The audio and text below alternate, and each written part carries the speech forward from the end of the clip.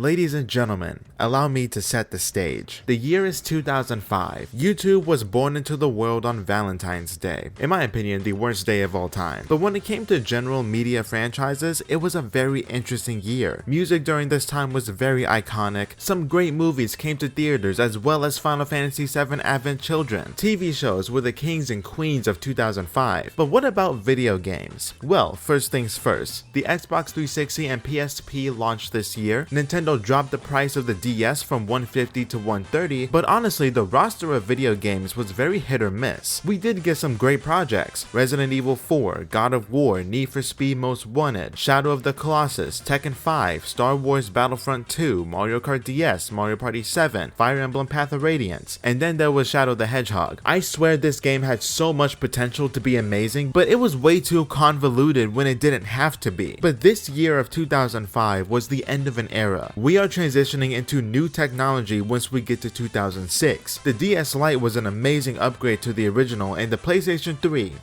it sure did release. But let's actually stick with Nintendo for a minute because they were pretty late to the party in 06. Let's be real, the DS was hard carrying Nintendo the entire year of 2006. Here are a list of games that stood out during that year: New Super Mario Bros., Super Princess Peach, Mario Hoops 3-on-3, Kirby Squeak Squad, Pokemon Mystery Dungeon, Yoshi's Island DS, Big Brain Academy, Cooking Mama, Elite Beat Agent, Harvest Moon DS, Clubhouse Games, Tetris DS. Jesus Christ, that's more than I thought. Granted, it is a very nice lineup of games, but Nintendo were in the shadows, working on a project that was super ambitious and could change the gaming experience forever. I find it funny how this feels very characteristic for Nintendo. In my opinion, I don't think Microsoft or Sony would be able to make this work without Nintendo attempting it first. Also, by the way, this has nothing to do with the main topic, but Star Fox Command does not exist. So what comes next for Nintendo home consoles after the GameCube? You could go for a GameCube successor, or you could go the complete opposite direction. I guess that works too. Ladies and gentlemen, the Nintendo Wii. Nintendo's most ambitious project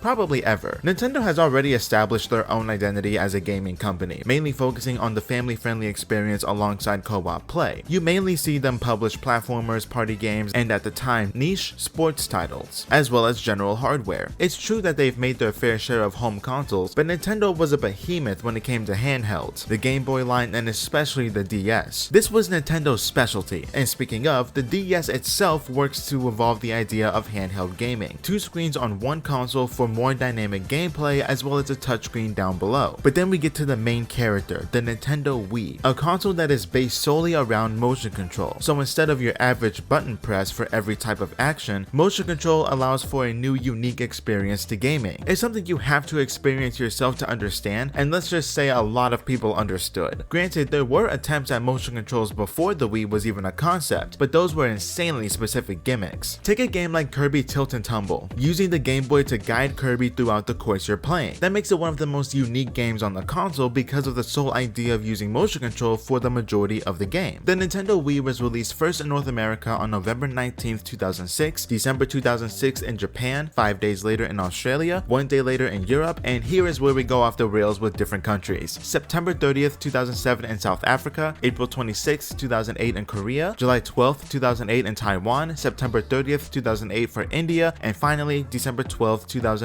in Hong Kong. But that's not all. The Wii had 2 different revisions that are objectively worse than the original console. I do believe we can all agree on that. The model RVL 101 that got rid of the GameCube backwards compatibility, as well as the Wii Mini, which honestly feels like a gimmick. But at least the Wii Mini looks nice while the other one looks like it was sawed in half. What a terrible way to mention the GameCube. The original Wii model was able to play any GameCube game as well as being able to connect your GameCube controllers to said console. An amazing way to keep the GameCube alive, although that came at the price of buying its replacement. And with this, I have set a new personal record because I never thought I would talk about reception and sales numbers this early in a review. Lots of info and numbers, so let's get to it. To start off, when the Wii was launched, it was widely considered to have the largest console launch in Nintendo's history. During this period, the Wii outsold the PS3 and Xbox 360 practically all over the world. It was so big that during the first year of the Wii being on shelves, there was a constant shortage of consoles everywhere you went. There was such a high demand for Wiis that Nintendo Nintendo had to raise the amount of consoles produced from the initial 3.2 million on launch at the end of 2006 to 17.5 million Wiis throughout 2007. Furthermore, Nintendo increased the production rate from 1.6 to 2.4 million consoles a month in 2008. Absolute insanity. 2009 was when the Wii surpassed 50 million sold units, and to think this was still at full price, because later that year in September, Wii consoles would take a price drop from $249 to $199. Nintendo was keeping up with the competition considering they were last to release their 7th gen home console. After the price drop, the Wii became the best-selling console of 2009, selling just about 68 million copies that year. But as we know, there's gotta be a decline at some point, and that leads up to 2010. This was the year that the competition was starting to recognize the Wii as a behemoth of a console, and with that, Sony and Microsoft put their own twist on motion control. The PlayStation Move for the PS3 and the Kinect for the Xbox 360. The PlayStation Move is quite literally Sony's Wii, but instead of a hard majority of games being compatible with motion controls, they only released games for the Move that would actually make sense to use motion control for. It feels like a very situational concept, especially for Sony, because something like this is very uncharacteristic of them, but at least they tried to keep up. But because the Wii was practically everywhere, they kinda had to play along to keep things moving. But then we get to the green team. The Kinect was supposed to be what takes the Wii down. An amazing idea. Instead of only relying on motion control that's limited to your arms, why not just use your entire body to control your game? Now this is beyond ambitious, even for a company like Nintendo if they were to get to this concept first, full body motion. In my opinion, the Kinect started off very well with Kinect Adventures, but then it fell off the face of the earth. Don't get me wrong, there are some banger games that I enjoyed playing when I had a Kinect way back when. The aforementioned Kinect Adventures, the Kinect Sports Duology, all 4 Dance Central games, every Just Dance game before 2017, and that's pretty much it. On the other side, you got these pieces of garbage, and yes, that blurred game is Deca Sports Freedom. I refuse to uncensor it because it is that bad of a game. Now, not every single game that was compatible with the Kinect forced you to use your entire body. Most of the time, it's a choice, more so just to navigate menus for certain games. But that's fine on its own. And then you get to a game like Sonic Freeriders. That's pretty much it. I don't really need to say anything else. Sega, I have a question. Why couldn't this just be a normal console game like the previous 2 entries? If not a Wii exclusive, then all 3 major platforms. Except for the Xbox, just take away all Kinect compatibility and just play with the controller. You gotta learn your lesson somehow. But the Kinect overall, I believe to be very polarizing, although generally the negative heavily outweighs the positives. Despite how great the concept is, the hardware was very inconsistent where it would work with some games just fine, and then there's Sonic Freeriders. Funny enough, the Kinect made its return to the Xbox One, but I don't think they did anything necessary with it, not that I remember. But moving back to the Wii itself, we hit a major milestone. The second quarter of 2013, the Nintendo Wii would sell 100 million copies, becoming the 7th console to achieve such a task, and mixed in with very good company as well. As of 2023, the Nintendo Wii is the 7th highest selling console of all time, as well as the 5th highest selling home console of all time. But there was a game that launched with the Wii and became one of the most influential games for Nintendo that basically rerouted their course to gameplay design. And most people who bought a Wii had this game bundled with it. Now, as much as I would love to talk about Barnyard and Happy Feet, there's another game that truly turned the tides for Nintendo. A game that would showcase Nintendo's vision and establish the identity of this new console. That leads us to our main event. Nintendo did everything they could to get people to not only buy Wiis, but keep them coming back to play, especially with this new way of gameplay. So they got to work on a tech demo to show people the potential of motion control. In all honesty, I recommend watching the iconic showcase of this game where Nintendo reps played the shit out of Wii Tennis. This was a moment in gaming history. Wii Sports was released alongside the Nintendo Wii, first in North America on November 19th, 2006, December 2nd, 2006 in Japan, 5 days later in Australia, and a day later in Europe. How would a tech demo become one of Nintendo's most influential products ever? Let's find out. This is the Wii Sports Duology. There have been many times during this process of creating this project that I have to remind myself that this is a tech demo. It's not going to be as deep as a normal sports game, and I shouldn't be expecting that. Wii Sports strictly exists to showcase the concept of motion control, and we get that with 5 sports to choose from: tennis, baseball, bowling, golf, and boxing. Now usually I would talk about each sport one by one and go unnecessarily deep into what they have to offer, but with how this game is presented, each of these sports plays exactly how you would imagine. You play tennis doubles, 3 innings of baseball, vanilla bowling, 9 holes of golf, and punch other Miis in the face. Now, is there more to go deeper into? Gameplay wise,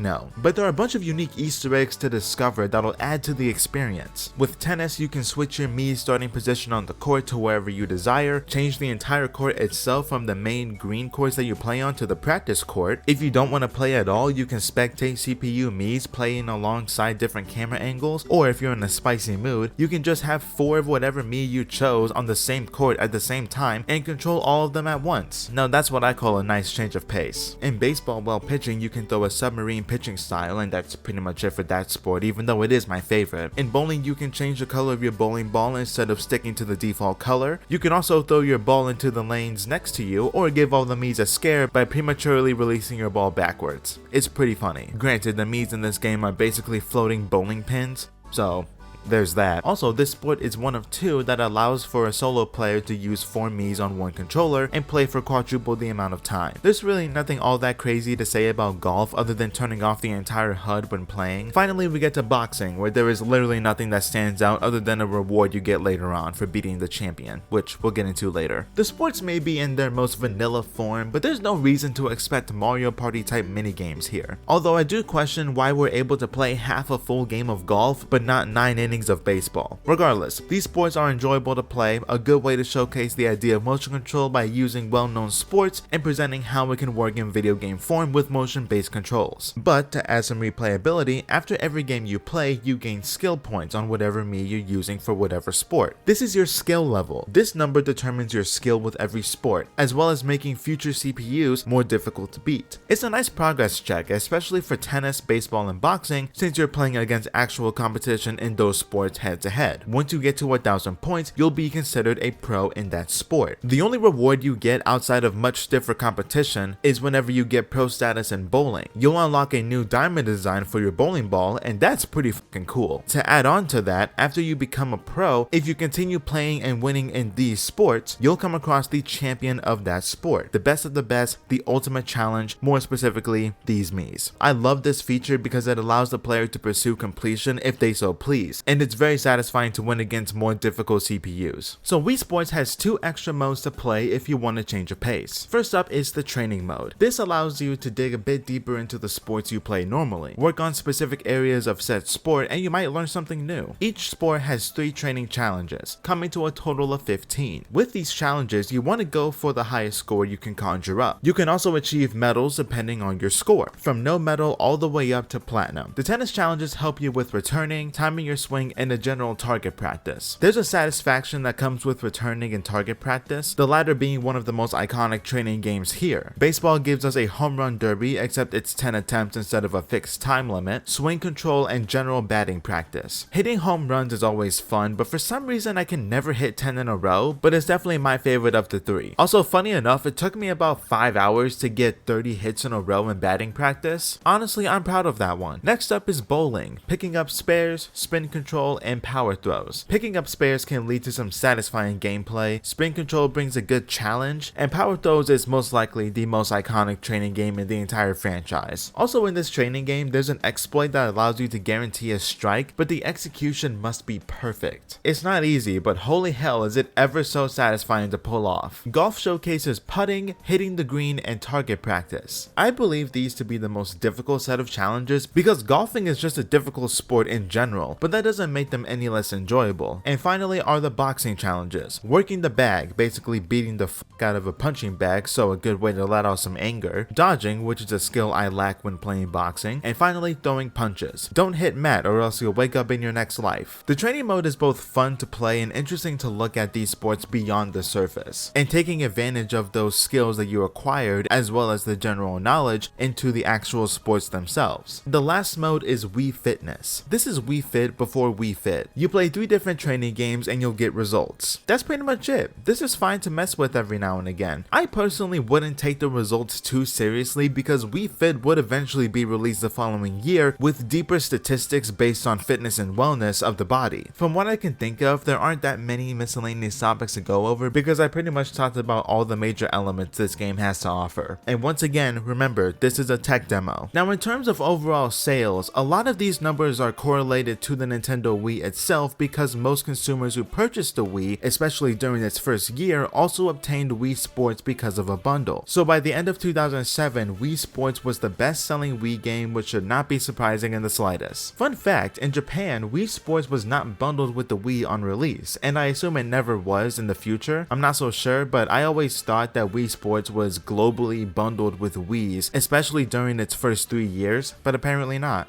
The more you know. Despite that, Wii Sports still sold 176,000 copies in the first 2 days of release, a record for a 7th generation console in Japan. Wii Sports eventually became the single best-selling game in Japan throughout 2007 with 1.9 million copies sold. It continued to sell well in Japan the following year, being the 10th highest selling game of 2008, selling 841,000 copies that year. By March of 2009, Wii Sports sold a total of 45.7 million copies worldwide, which includes bundled copies. 2 years later, in January of 2011, worldwide sales would jump up to 75 million copies sold, and by March of 2021, the latest information we have on sales, Wii Sports sits at 82 borderline 83 million copies sold. Easily the best-selling Wii game of all time, and it's not even close. The next best-selling Wii game would be Mario Kart Wii, currently sitting at 37.3 million copies sold. Comparing the numbers, and despite Mario Kart Wii being a successful launch, it still couldn't get halfway to Wii Sports. Not to mention that Mario Kart Wii was also a major game for the Wii that was bundled with the console. But Wii Sports gets the one-up on Mario Kart because it was a launch title and was bundled with practically 90% of Wii consoles throughout its lifetime. Now we move on to the reception and general critiques of Wii Sports. A lot of these scores are closer to one another than you would think. More so what I would think. I don't know. Metacritic 76 out of 100, Eurogamer 8 out of 10, Game Informer 6.5 out of 10, GamePro 4.25 out of 5, GameSpot 7.8 out of 10.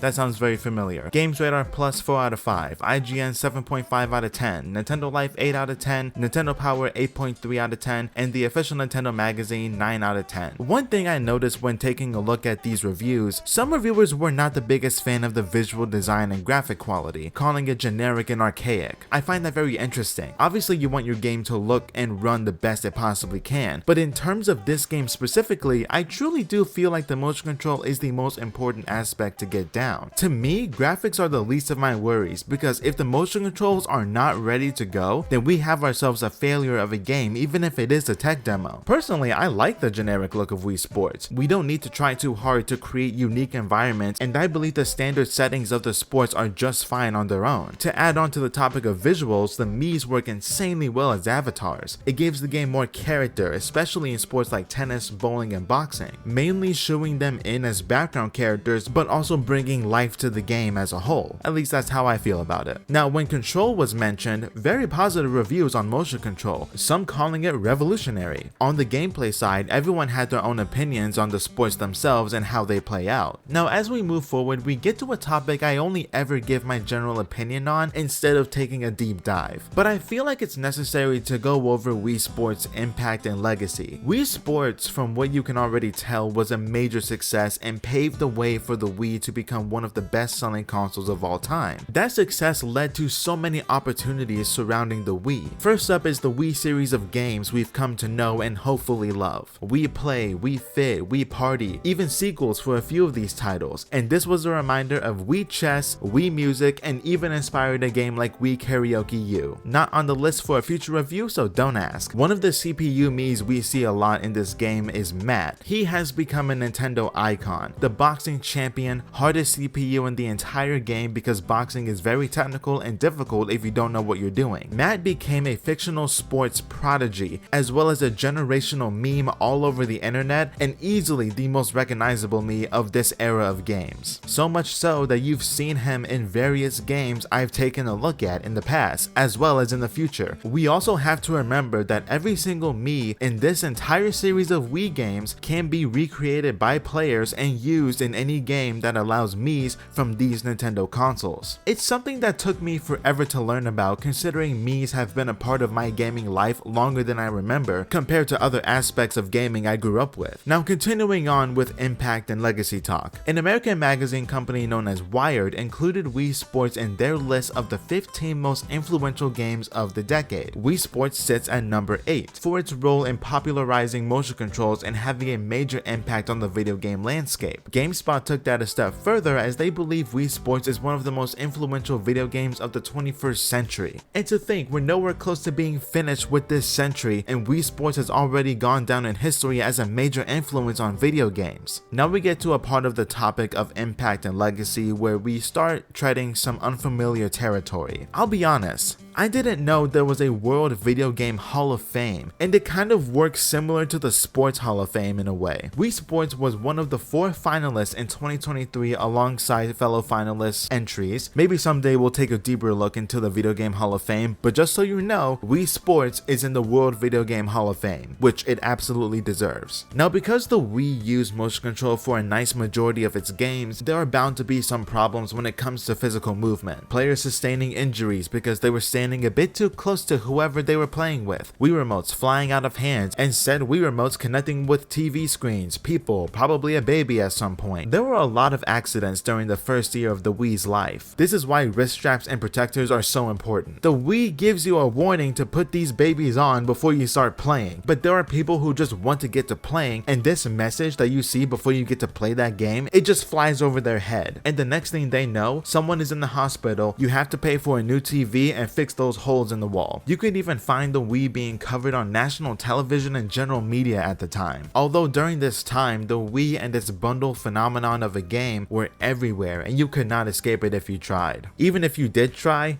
Matt would find you eventually. I feel like I've had to preface this many times during this project. It still needs to be stressed that Wii Sports is a tech demo, an opportunity to showcase what you have in the works. I believe this game is the most unique tech demo ever. This game set the tone for this new element of video games that was a very rare sight before. And now 20 years later, we still get consistent motion-based controls in video games to this day, and I believe it'll stay that way until the end of time. I love Wii Sports and how it solidified itself into the gaming world with an ambitious and risky idea, using common sports to give us an experience like no other. It presents itself very well, and thankfully the legacy would continue. But I must confess that I am not innocent and had my own Wii accident in the past, and funny enough, I was playing Wii Sports. A good number of years ago, I was playing baseball like normal, and the next thing I knew, when I swung, I watched that Wii remote fly out of my hand and hit a wall. I say that like it's a big deal. It kind of wasn't, because the wall was made out of brick, nothing else broke, and the Wii remote was fine. But I felt so bad that I put myself in timeout and cried my eyes out. From that day forward, Wii remote straps all day, every day. You can't convince me otherwise.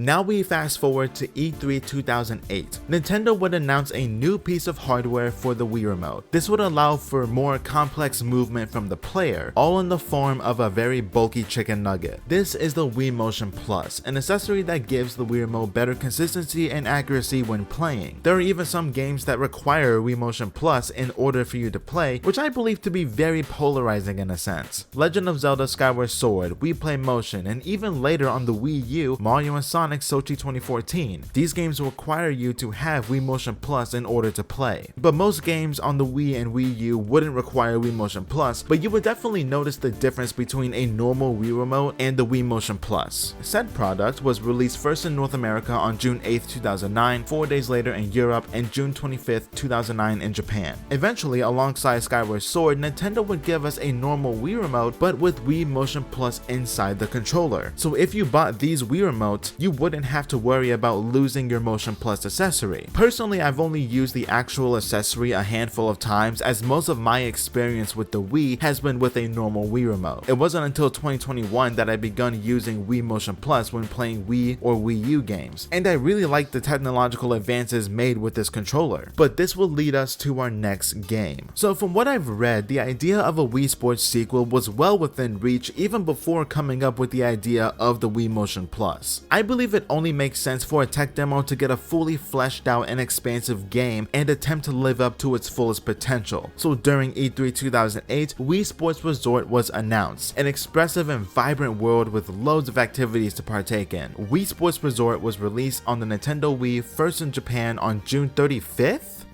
I'm sorry? What the fuck was I writing? Okay, hold on. What the hell came across my mind to put down 3 instead of 2? I don't know what's wrong with me. Wii Sports Resort was released on the Nintendo Wii first in Japan on June 25th, 2009, July 23rd, 2009 in Australia, a day later in Europe, and 2 days later in North America. To think everyone else had to wait 1 month for this game, that makes me sad. So let's take a look at the sequel to one of the most influential games of all time, and how it expands the concept of motion-based controls, and even the world of Wii Sports. This is Wii Sports Resort. So once you open up this game for the first time, you get to experience one of the coolest introductions to a Nintendo game. You start in the air on a plane and you skydive your way down to the ever so beautiful resort of Woohoo Island. That's how I see it, at least. A big resort on a massive island with plenty of activities to enjoy. Basically an expanded country club the size of Turks and Caicos.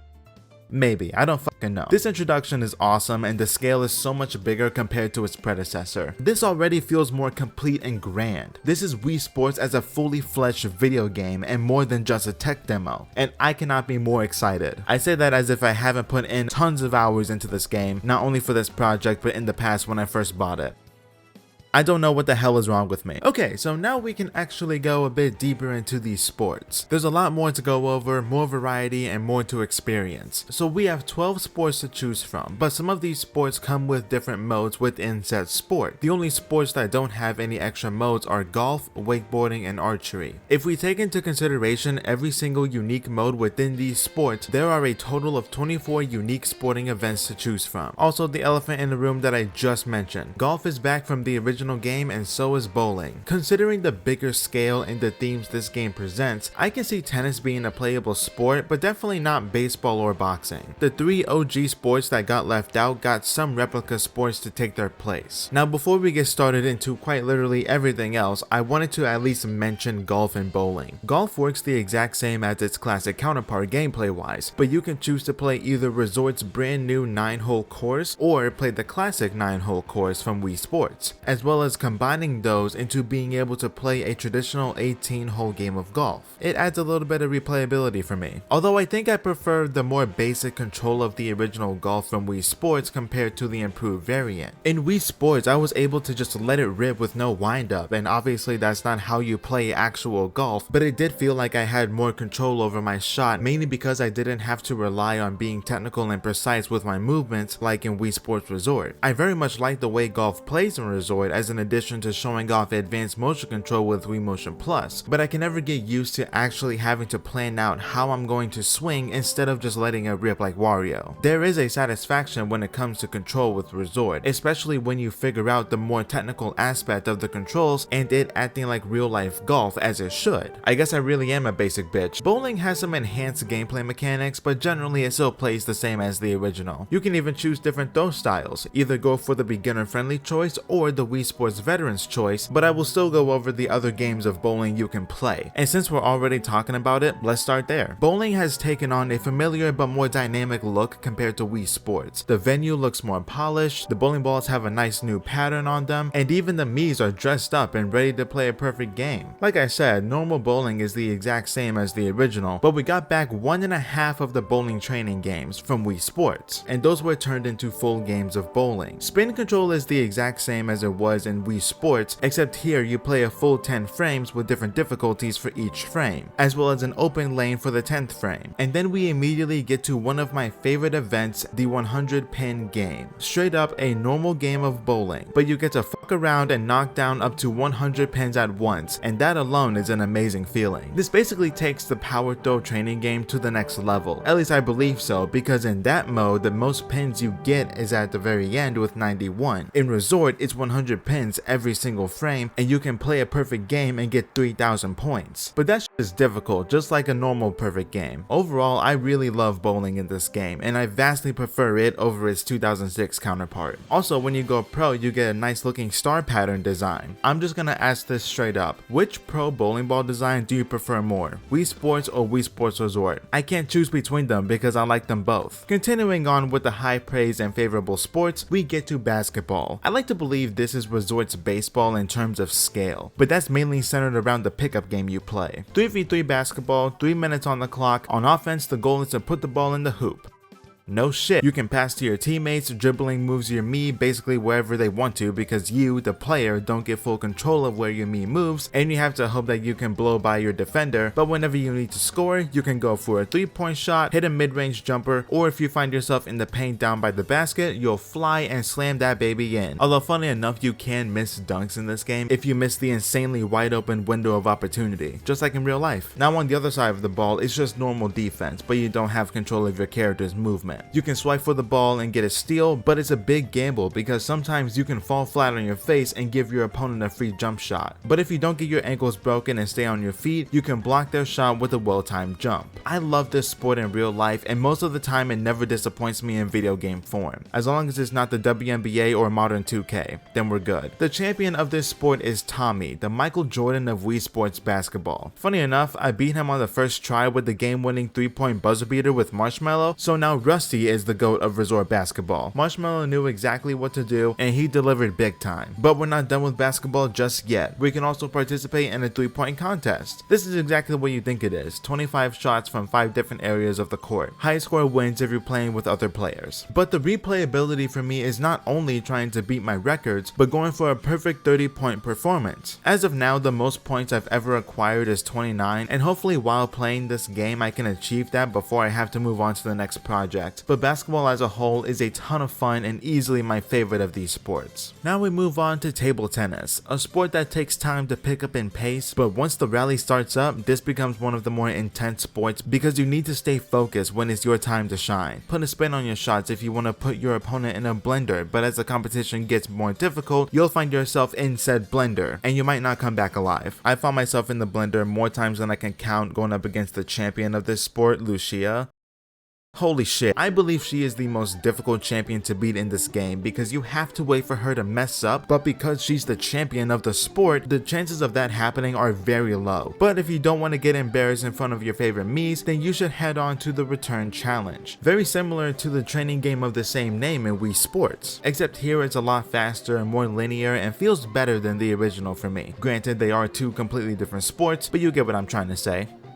hopefully. It brings an interesting level of satisfaction, but I believe it's due to the sound design of every sport that I very much enjoy. Also, whenever you're in the middle of a rally for an extended period of time, the sound drowns out as it's just you and your opponent. The only thing you can hear is the sound of the paddle making contact with the ball, as well as the ball making contact with the table. It's a very nice way to bring immersion because you're so locked in on your opponent and trying to get a point that this rally is going on for so long, you really need to focus and hope you don't mess up. I love this aspect of this sport, it's awesome. Next up is Frisbee. We can play catch with the cutest dog of this generation or play some Frisbee golf. Frisbee dog is a cool showcase of you and your best friend playing a game of catch. Rack up as many points as you can within 10 attempts. There's a target to aim for, and depending on where the dog catches the Frisbee depends on the number of points you get. Every now and again some balloons will float in and give you a chance at bonus points if you can pop them. I underestimated this sport specifically and it was super underrated for me, but that's mainly because I vastly prefer Frisbee golf despite how much I did enjoy Frisbee golf. Frisbee dog, Jesus Christ. Mainly because I vastly prefer Frisbee golf despite how much I do enjoy Frisbee dog. Now moving on to Frisbee golf. I don't know how many times I've said this, but it's exactly what you think it is. Noticing a trend here? Granted, that's not a bad thing because these aren't supposed to be supernatural fantasy type sports. They're just normal sports for you to play. This is easily a top 5 favorite because I find this even more satisfying than playing Frisbee dog. Golf, but with the Frisbee instead of golf clubs. Watching your disc fly a long distance and swirling down once you get it onto the green, Frisbee cinema is what I call it. I like that they were able to develop these courses to be supported in both normal golf and Frisbee golf, although a unique exclusive Frisbee golf course would have been very nice to see. Next up on the list is yet another favorite of mine. Outside of golf, the first sport we're talking about that is its own thing. Archery on the surface is exactly what you think it is. Jesus fucking Christ, I need to stop saying that. Aim at the target, be mindful of the wind, and aim for that beautiful double-digit number in the middle of the target. But how it plays is very interesting to me. Use the nunchuck and act as if you're using a real bow and aiming for the target. But an interesting part of this gameplay pattern is the circle that closes in while aiming. That's basically your reticle that you're aiming down, and from what I've seen, the smaller the reticle becomes and once it starts blinking, that will be the most accurate shot. I'm not 100% on that, but there seems to be merit to it. Very unique and relatively easy to get the hang of when playing. We also have 12 stages in total, separated by 3 difficulties and 4 stages per difficulty. One aspect of this sport that I love is the sound design. Drawing back your bow, shooting, and the sound of hitting a 10 being more emphasized. To add a bit more replayability, every stage has a secret target to aim for. Either fruits, a loaf of bread, or a ticking time bomb that isn't actually a ticking time bomb but just a normal timer. If you hit these, you'll get 10 points. Anything less in this game would have been worse than Concord. I have some grievances with a few of these secret targets. Beginner stage 1 and intermediate stage 3. Go to hell and never come back, especially intermediate stage 3.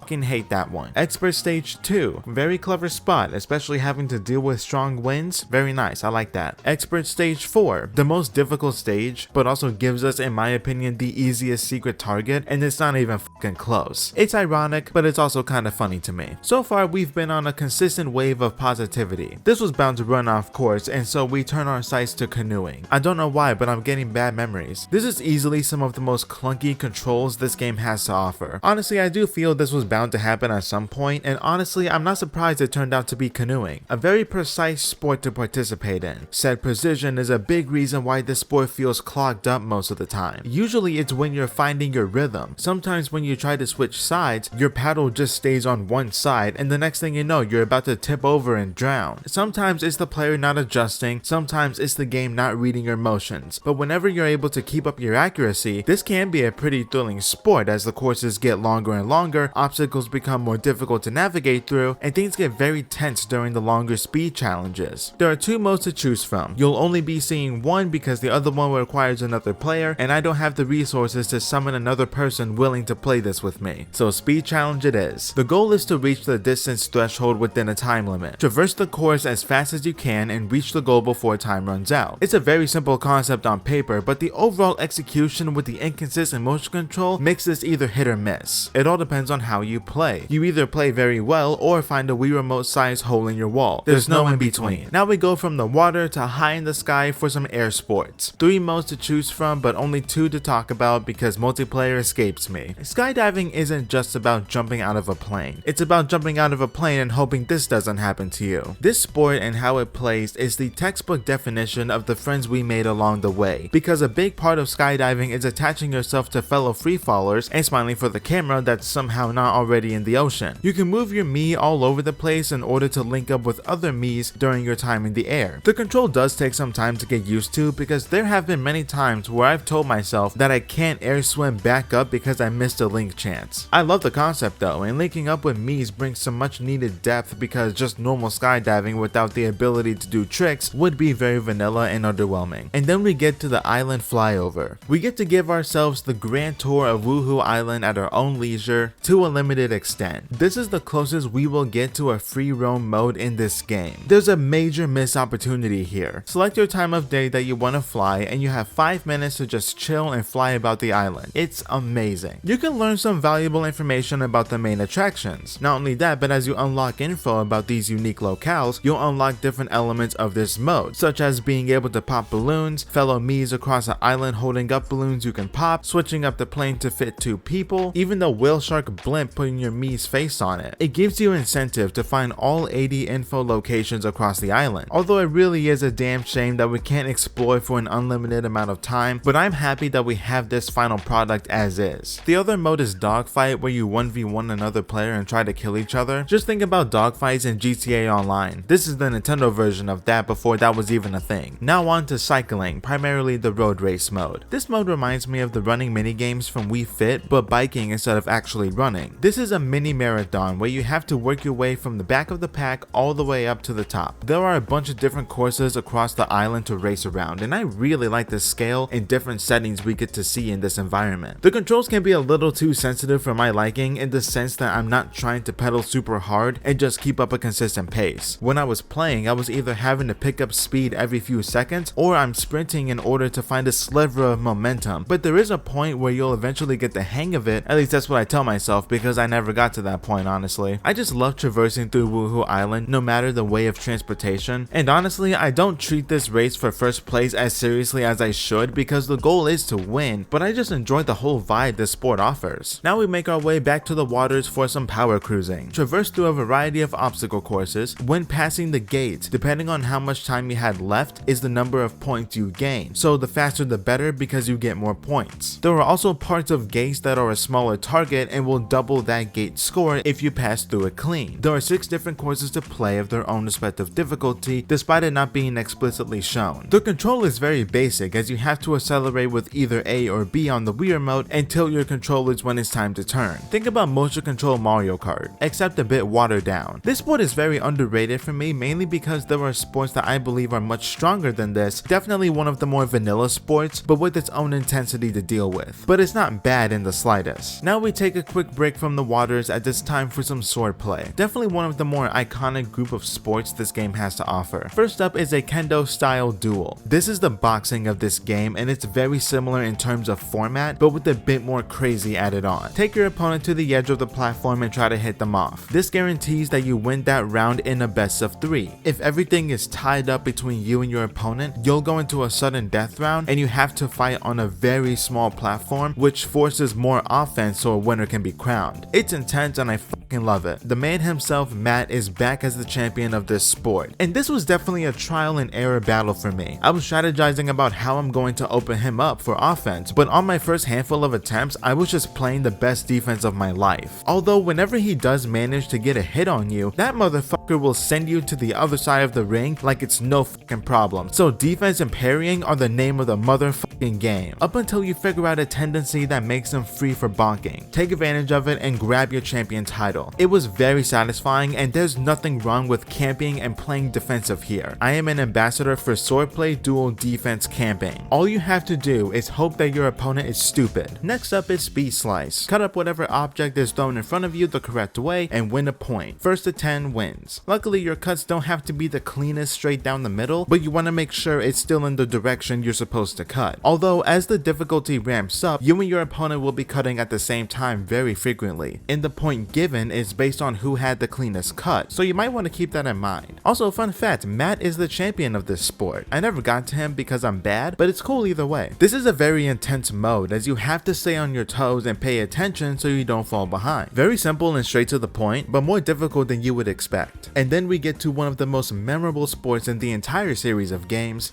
Showdown. This is a gauntlet of survival.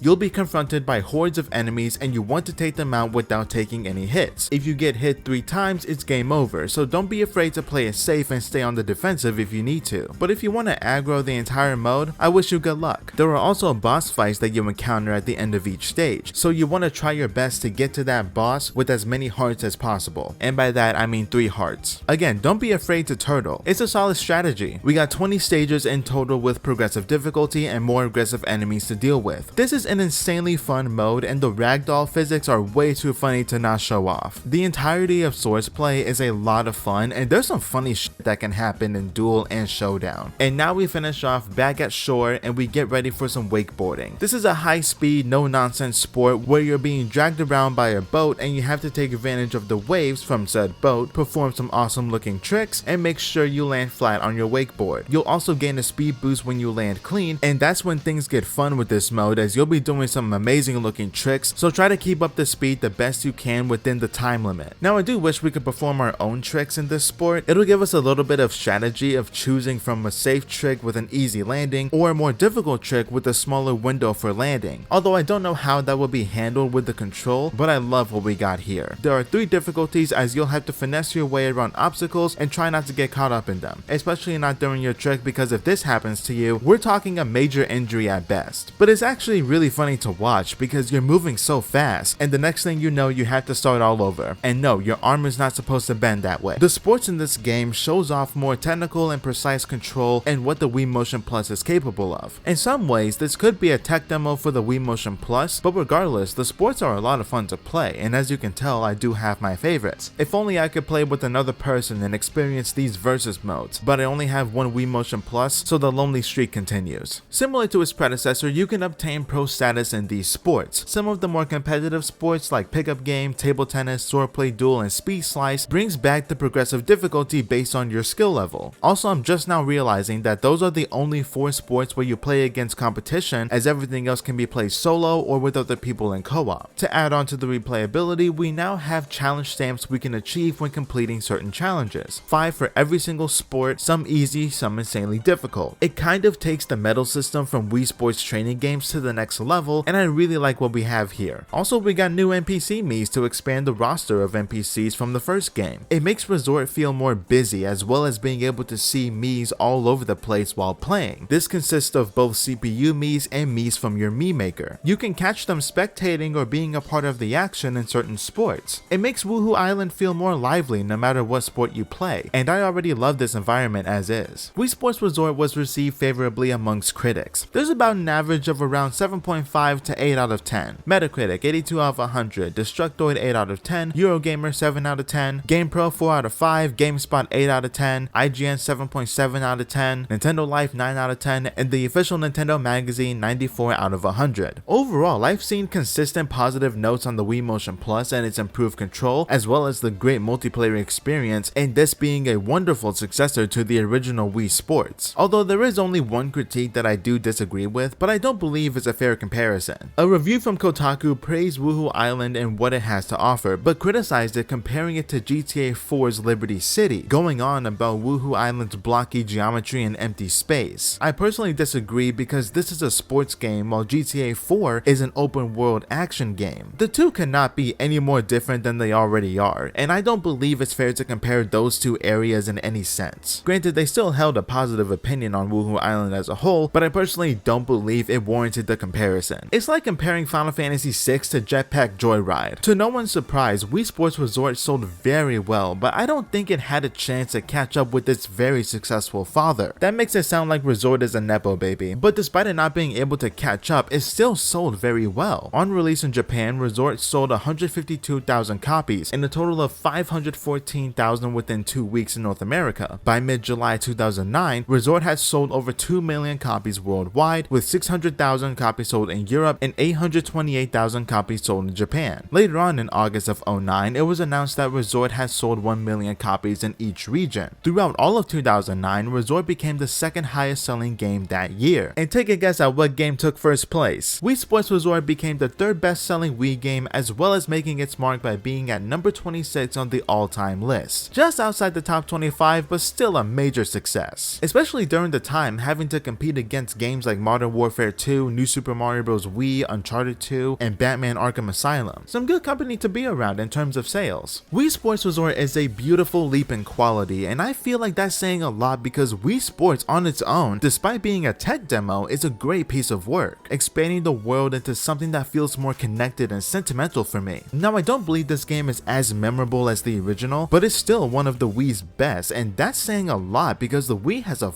ton of bangers, even after Resort was released, and that might include Barnyard, but the jury is still out on that.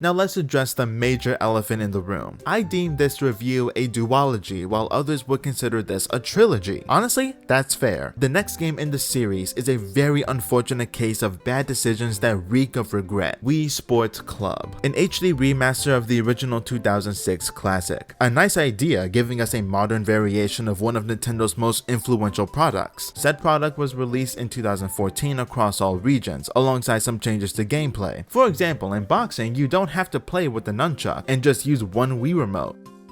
Yeah, no, that's not happening. But if you wanted to dive into traditional boxing and actually using both of your hands instead of one, for some reason you can use two Wii remotes instead of a Wii remote and nunchuck. To add on to that, this is one of those games that requires Wii Motion Plus at all times. You also have to use the gamepad for baseball when playing defense, which is a nice change, especially the concept. You also use the gamepad for golf. Wii Sports Club also allows for online multiplayer, which makes sense for a game like this. Although the online aspect has created a bunch of negative experiences due to real-time lag and some of the sports being turn-based, bowling and golf to be more specific. But I believe it's very polarizing overall, as I don't doubt that there have been some players that didn't have any issues. Club also brings back the challenge stamps from Resort, and then we get to the major flaws that kind of ruined the whole concept of this game. First up, this game was heavily reliant on the player needing internet connection to play. It was mandatory, which for me is an immediate turnoff. The fact that you could play this game both online and offline, but you still need to be connected to the internet to play offline? That is not a good move. Next up is the way they handled purchasing the game and being able to play. First things first, when the game was first released, there were only 2 sports available, with the other 3 coming soon via future updates. This was the beginning of the modern Nintendo formula of releasing games that aren't finished and trying to complete them with free updates instead of giving us a full game to experience and then added on content. We just didn't know it at the time. time. At least I didn't, because I was young and stupid. But in order to play at all, you needed to either buy a day pass to play individual sports for 24 hours or buy a gold pass for unlimited access to one sport, $10 each. So basically, download Wii Sports Club off the Wii U eShop for free, then decide whether or not you want to spend $2 for 24 hours or drop full price money for all 5 sports in one go. This was not the right choice in my opinion, because they were trying to go after the whole idea of a country club where you pay a certain amount to do certain things, but this just didn't work, especially once the physical version of the game was released with all 5 sports in one purchase, like it should have been in the first place. This was way too complicated and confusing for no reason and should have just been a normal $50 drop. This is a big reason why this game did not do that good in terms of sales, as well as not every sport being available on launch. Now, why have you only seen trailer footage instead of actual gameplay? That's because of the next flaw. I downloaded this God knows how many years ago, took advantage of the free 24-hour trial, didn't record it, and now in today's day and age, I cannot play this game at all because I never went back after my free trial. Now, is that a skill issue? Absolutely, but this is the sole reason why this entire project that you're seeing is now a duology project instead of the intended trilogy project. Now, if I had the physical version of the game, we wouldn't have any problems, at least in terms of actually playing the fucking game. I would be fine with not being able to play online because I would at least be able to play offline, and that's all I need for a game like this, being able to play in the first place. Speaking of which, I took a look at some prices for the physical version of Wii Sports Club, and yeah, that's not happening, at least not in this very moment. So as of now, I don't have a rating for Wii Sports Club because I never got to fully experience this game when I did play it way back when. So this review will be on hold until the day comes where I can get my hands on it, and then I will take a look at this game in full like a normal project. So consider this a cliffhanger because yes, this is objectively a trilogy of games, but I have only completed 2/3 of this series. Only time will tell if you'll actually see it. I'm not gonna lie, I do hope so. Also, to address the other elephant in the room, this is its own game, and it will get its own slot for a future review, so it will get its chance in the spotlight, but it doesn't deserve to be in the same project as these two. And in my opinion, the same goes for Club, mainly because it shares the Wii Sports name. That makes Wii Sports Club a nepo baby as well, but this one failed at everything it tried, although it does make for some good firewood alongside Sonic Free Riders and Deca Sports Freedom.